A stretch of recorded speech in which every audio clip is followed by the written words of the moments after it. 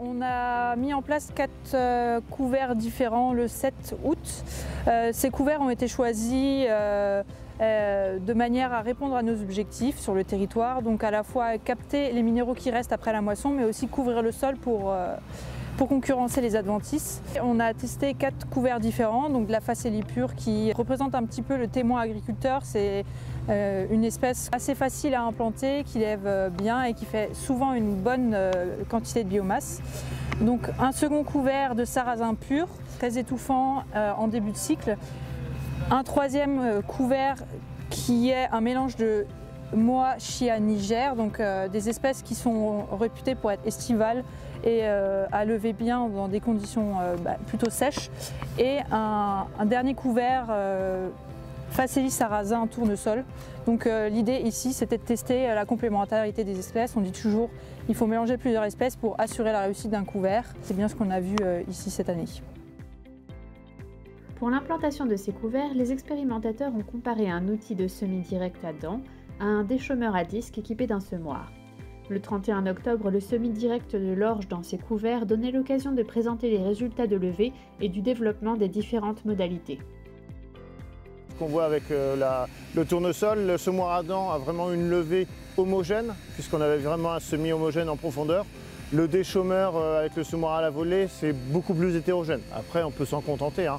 Mais c'est vrai qu'on voit à la levée après que le tournesol n'est pas homogène quoi, sur les 2 bandes. Et juste une remarque sur le déchaumeur, souvent on a tendance à travailler trop profond et c'est ça qui engendre un semis assez aléatoire. Je pense qu'on aurait dû relever encore plus le déchaumeur. Peut-être plutôt être entre 5 et 7. Quoi. On était sûrement entre 7 et 10. Quoi.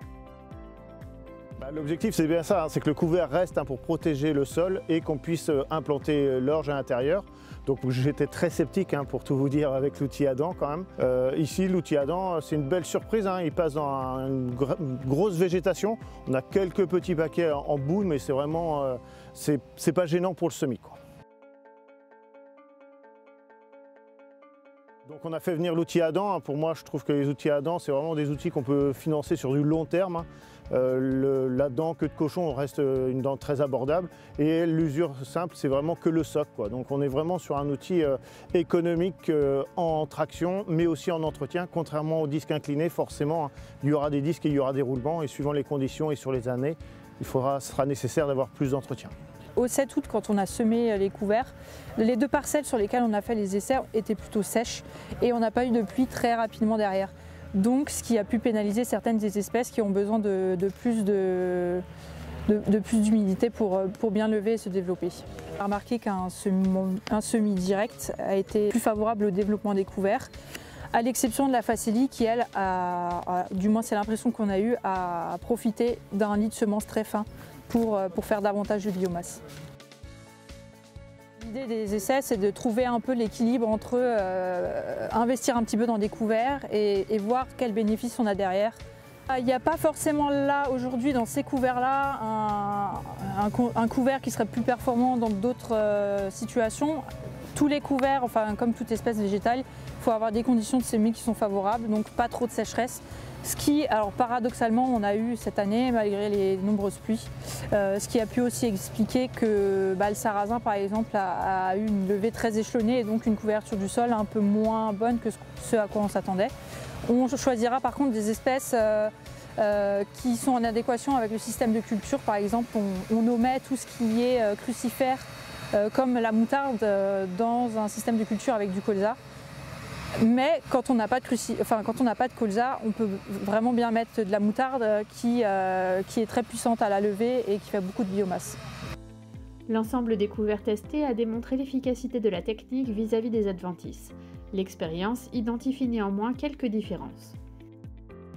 Si on parle en termes de couverture du sol, on a été très content du mélange Phacelie sarrasin tournesol. Les espèces ont été complémentaires avec une levée plutôt échelonnée des différentes espèces. Donc au début, le tournesol n'a pas forcément beaucoup couvert, mais maintenant, aujourd'hui, au jour du semis, on remarque qu'il y a quand même une très forte biomasse.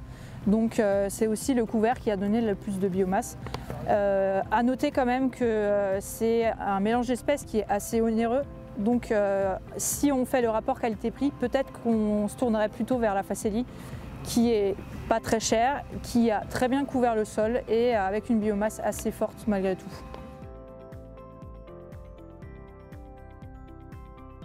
On a laissé bien une bande témoin sans couvert, sans déchômage dans notre essai. Donc sur cette bande témoin, il y a eu énormément d'adventices, avec des adventices qui sont arrivés en fleurs et même en graines. Alors que dans nos suivis, on a remarqué sous les couverts qui ont bien levé, il y a eu très peu d'adventices, donc à hauteur de 4-5 adventices au mètre carré et toujours dans les stades végétatifs très petits. On a vraiment à gagner techniquement à mettre des couverts courts. Il y a effectivement tout ce qui est réglementaire, mais quand on est dans une optique de réduire le travail du sol, on peut très bien privilégier les couverts courts comme ça, qui en fait par leur action racinaire, par leur développement racinaire, vont par eux-mêmes travailler le sol. Et c'est alors dans ces systèmes-là qu'on gagne à semer plus rapidement, enfin avec un travail réduit derrière. Et donc faire des économies de temps, de carburant.